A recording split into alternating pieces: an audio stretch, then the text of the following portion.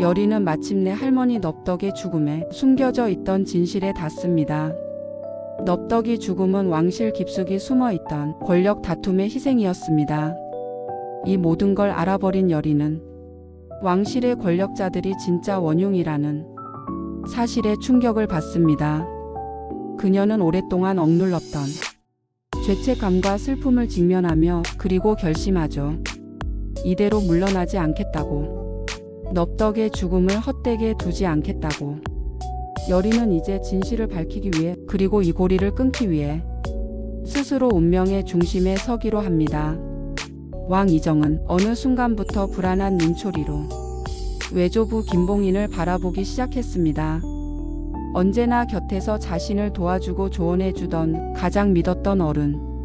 하지만 최근 반복되는 사건의 중심에서 계속 김봉인의 그림자가 어른거립니다. 궁에서 일어난 연이은 귀신 사건, 여리를 향한 부당한 시선들, 그리고 강철의 힘이 약해지기 시작한 시점까지 모든 퍼즐을 하나하나 되짚어갈수록 그 끝에는 늘 외조부라는 존재가 서 있습니다. 이정은 마침내 깨닫습니다.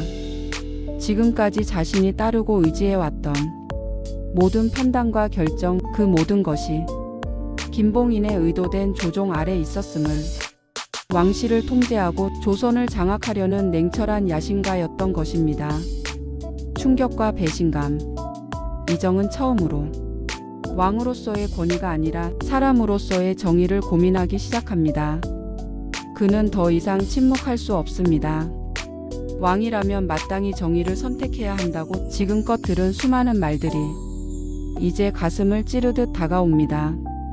자신의 혈육이라 할지라도 백성을 위협하는 존재라면 외면하지 않겠다고. 그의 눈빛은 서서히 흔들림을 지워가고 오랜 시간 눌러왔던 자기 뜻을 향해 나아가려 합니다. 김봉인의 실체와 마주한 이 순간 왕 이정은 처음으로 조선의 왕이 아닌 조선의 주인이 되기로 결심합니다. 영의정 김봉인은 마침내 본색을 드러냅니다. 왕실의 어른이자 조력자의 가면 뒤에 숨겨진 그의 진짜 얼굴은 왕을 폐위시키고 조선을 소나기에 넣으려는 냉혹한 권력자였습니다. 그는 지금의 왕 이정이 더 이상 자신의 뜻대로 움직이지 않자 곧바로 교체를 결심합니다. 겉으로는 평화롭고 질서 있는 궁궐, 하지만 그 이면에는 새로운 꼭두각시, 왕을 세우기 위한 쿠데타 계획이 조용히 흘러가고 있었습니다. 신기가 강한 여리는 예측 불가능한 존재이며 강철은 그 여리를 끝까지 지키려 드는 위협적인 수호자입니다. 김봉인은 곽상춘과 손을 잡고 강철의 힘을 약화시키는 대지 부적을 이용해 균열을 만들고 이어 여리를 궁 밖으로 유인해 제거하려는 계략을 준비합니다. 그 수단은 윤갑의 어머니 그녀를 납치하고 인질로 삼아 강철을 유인한 뒤 그가 자리를 비운 사이에 여리를 고립시키려는 치밀한 술수입니다. 왕실을 뒤흔드는 이 모든 계획의 중심에는 왕권을 통제하고 백성을 지배하려는 김봉인의 독재적 야망이 도사리고 있었습니다. 이제 조선의 운명이 바람 앞 촛불처럼 흔들리고 있습니다. 궁궐 깊은 밤, 이무기 비비는 조용히 어둠을 헤치며 먹잇감을 노렸습니다. 죄악과 탐욕으로 가득 찬 인간들 사이에 그는 분명한 악의 기운을 감지했습니다. 하지만 그 순간 몸을 덮친 낯선 기운, 풍산이 그려둔 돼지 부적의 봉인에 걸린 그는 그대로 힘을 잃고 말았습니다. 최원우가 찾고 있는 단 한 권의 책. 그것은 단순한 기록이 아니었습니다. 팔척기의 기원, 김봉인의 권력 형성과 맞물린 비밀, 그리고 13년 전 궁궐에서 벌어진 충격적인 모든 진실의 시작이자 끝을 꿰뚫는 핵심 단서. 그 책은 오래전 금서로 지정되어 궁궐 깊은 곳에 봉인되어 있었고 왕실은 그 존재조차 부정해왔습니다. 하지만 이제 누군가가 그 봉인을 풀려 하고 있습니다. 최원우는 그것을 막아야 했습니다. 책이 세상에 드러나는 순간 왕가는 무너지고 팔척기의 복수는 멈출 수 없는 불길처럼 번질 것이기에 그는 이 책이 단순한 저주의 기록이 아님을 알고 있었습니다. 넙덕이 남긴 마지막 구세 의식, 선왕의 죽음에 가려진 진실, 그리고 김봉인이 권력을 쥔 시기와 정확히 맞물리는 한 줄의 기록. 최원우는 지금껏 외면했던 과거를 마주하고 스스로가 숨겨온 죄와 마주하고 있었습니다. 가섭스님은 말했습니다. 책은 사죄 없이는 읽혀지지 않는다. 그 말의 의미는 단순한 지식이 아닌 영혼의 기억과 대면해야 한다는 것이었습니다. 이제 시간이 얼마 남지 않았습니다. 책은 움직이고 있고 누군가는 진실을 열려 합니다. 그 진실을 감당할 준비가 되어 있지 않다면 세상은 다시 피로 물들게 될 것입니다. 그것이 바로 최원우가 그 책을 찾는 이유였습니다. 숨기기 위함이 아니라 막기 위함. 다시는 반복되어선 안 될 역사의 저주를 끊기 위한 마지막 선택.